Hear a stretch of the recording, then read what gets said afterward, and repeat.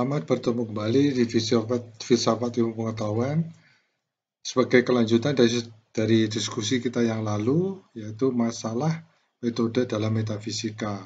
Ya, ini adalah part 9, kelanjutan dari part 8. Kalau saat yang lalu kita sudah banyak berdiskusi mengenai apa yang diusulkan oleh Kant, ya, agar ilmu pengetahuan itu masih berhubungan dengan metafisika.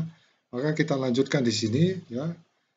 Apa yang diperlukan adalah bahwa objek dalam pengetahuan ditentukan oleh kondisi akhir pengetahuan dan kondisi di mana ada pengetahuan yang harus didasarkan pada pikiran yang cerah, jadi terbuka, ya. Secara tradisional ini telah dianggap sebagai turunan dari Tuhan, ya, teologi. Ya. Kant menganggap mereka didasarkan pada struktur pikiran yang mampu mengetahui, ya. Jadi cara berpikir, ya, yang mau mengetahui tentang ilmu alam pasti, ya, ya, yang selalu diajukan oleh Kant mengenai metafisika. Ya. Mereka berdasarkan pada struktur pikir yang mampu mengetahui. Tapi itu saja seperti yang jelas dari filosofi Descartes, ya. Filosofi Descartes tidak cukup untuk pengetahuan tentang fisika. Ya. Pengetahuan tentang fisika menuntut komponen empiris, tetapi itu tampaknya harus mencakup posteriori. Ya. Diingat kembali, ya, bahwa empiris ini bukan ditolak, ya, tapi sebaiknya menurut Kant tidak ada. Ya. Pakailah yang pasti. Nah, sepertinya begitu, ya. Tapi ini adalah opini mereka, ya, pendapat, ya. Lebih jauh, fisika tampaknya pada dasarnya sifatnya sementara, yaitu melibatkan dalam dirinya sendiri struktur spasial dan temporal, ya, waktu, ya, karena waktu. Ya. Tapi ini kita harus menyadari juga sebenarnya ini adalah yang ada beberapa hal yang sering dilupakan oleh peneliti, ya. Juga hanya dapat dikenali secara posteriori, ya. Ya, kan mengambil langkah radikal untuk menghilangkan dari fisika juga spasional temporal. Ya, dengan demikian benda fisika itu sendiri tidak memiliki sebuah fitur yang memungkinkannya menjadi objek yang diketahui. Ya. Ini sebagai contoh sederhana yang sering kita hadapi adalah sifat sebuah bahan itu tergantung pada kondisi sekitarnya. Ya. Baik tekanannya, ya, tekanan sekitarnya, tekanan udara, ya, kemudian temperatur, ya, mungkin juga kelembapan dan sebagainya. Inilah yang mungkin menjadi seperti menjadi suatu yang empiris, ya. Sehingga kita ketahui bahwa mungkin sebuah logam itu yang mempunyai suatu sifat, ya. Ya, sifat itu bisa berubah, ya. Jadi kita tidak bisa mengatakan fix, oh ini sifatnya adalah seperti ini. Ya. Modulus elastisnya ada seperti ini. Ya. Bahannya sama, tetapi kita harus tambahkan. Modulus elastisitas ini pada temperatur, tekanan, atau mungkin kelembapan tertentu dan sebagainya. Itu contoh, ya. Ya, mungkin dia tetap, tetapi umumnya salah satu contohnya munculnya empirik itu adalah karena perubahan-perubahan itu, ya, pengaruh sekitarnya, ya. Secara tradisional, objek utama metafisika adalah apa adanya, ya. Dalam arti sempit bahwa apa adanya sendiri adalah objeknya dan karena itu diketahui. Ya. Artinya dalam pandangan ini pengetahuan metafisik harus sesuai dan ditentukan oleh apa adanya sebagai objek. Ya. Nah, ini mengikuti dan konsep pengetahuan yang diakibatkan oleh reorientasikan bahwa apa adanya itu sendiri tidak bisa menjadi objek pengetahuan metafisik. Ya. Apa yang diperlukan baginya adalah pemikiran ulang tentang sifat metafisik sebagai disiplin yang menghasilkan pengetahuan asli. Ya, karena penelitian pengetahuan adalah penelitian harus melampaui semua penelitian khusus. Itu pasti milik metafisika. Ya, ini jadi mulai ada pergeseran ya, sehingga yang disebut dengan ilmu pengetahuan itu masih bisa dimasukkan sebagai uh, apa, metafisik. Ya. Bagi Kant, penelitian pengetahuan jadi perhatian dan tujuan utama pada esensial metafisika. Artinya, baginya objek metafisika menjadi pengetahuan itu sendiri. Ini kemudian menentukan persyaratan untuk metafisika sebagai disiplin. Ya.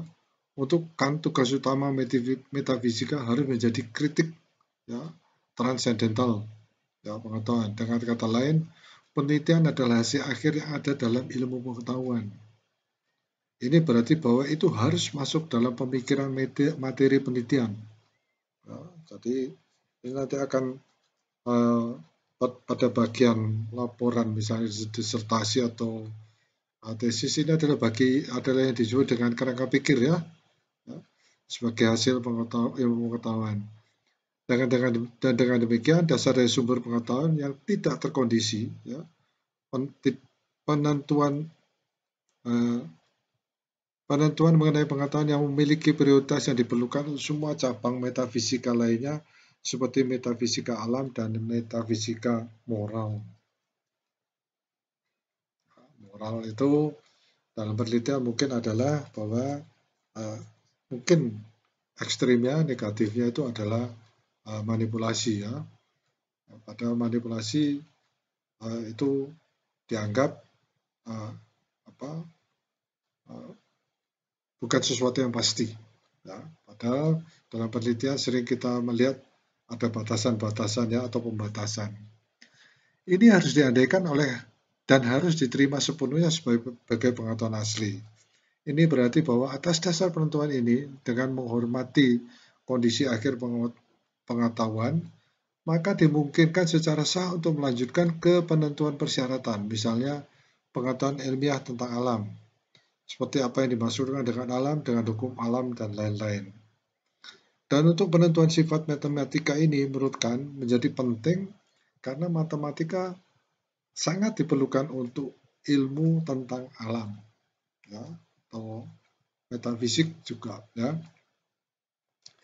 Penelitian kan membawanya pada pengakuan di suatu sisi konsep atau kategori murni atau a priori tertentu sebagai yang tertinggi dalam hal pemahaman, dari mana ide-ide tertentu diturunkan sebagai prinsip-prinsip kecerdasan, ya, kecerdasan yang mendasar. Ya. Dan di sisi lain, karena pengetahuan adalah hal alami untuk bentuk-bentuk sensibilitas murni atau a priori tertentu yang diperlukan agar ada pengalaman hal-hal alami.